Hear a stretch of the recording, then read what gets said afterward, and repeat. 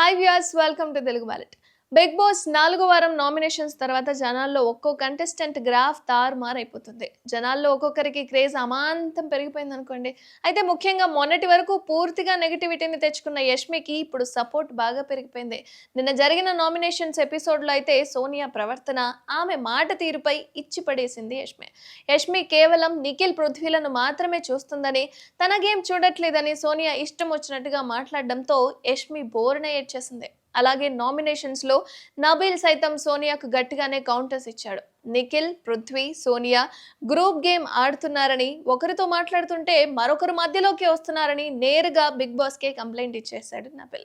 ఇదిలా ఉంటే ఇప్పుడు హౌస్ లో మొదటి చీఫ్ నిఖిల్ కాగా, రెండో చీఫ్ గా అయితే సీత ఎన్నికైంది. దీంతో మరోసారి 2 క్లాన్లను సెలెక్ట్ చేసుకోవాలని సూచించాడు బిగ్ బాస్.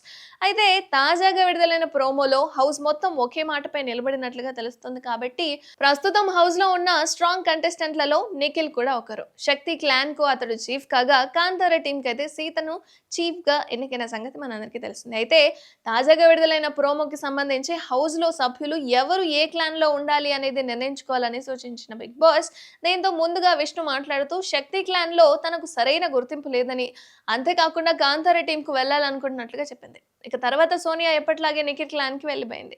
నిఖిల్ టీం చాలా స్ట్రాంగ్ అని, కానీ తనకు టాస్క్ లో ఆడే ఛాన్స్ మాత్రం రాలేదని, తనకు టాస్క్ లో ఆడాలని ఉందంటూ సీత టీం అయితే సెలెక్ట్ చేసుకుంది నైనిక. అలాగే పృథ్వీ కూడా నిఖిల్ టీంలోకి వెళ్ళిపోయాడు. తనకు సీత రియల్ అనిపిస్తుందని, అందుకే తన టీంలోకి వెళ్తున్నట్లుగా చెప్పాడు నబిల్. ఇక ఆ తర్వాత ఈ హౌస్ లో తాను ఎలాంటి బాండ్, ఎమోషన్స్ పెంచుకోవాలని రాలేదని కాంతార టీం సెలెక్ట్ చేసుకుంది యష్మి. దీంతో ఒక్క నిమిషం బిగ్ బాస్ అంటూ మధ్యలో మాట్లాడేసింది ప్రేరణ.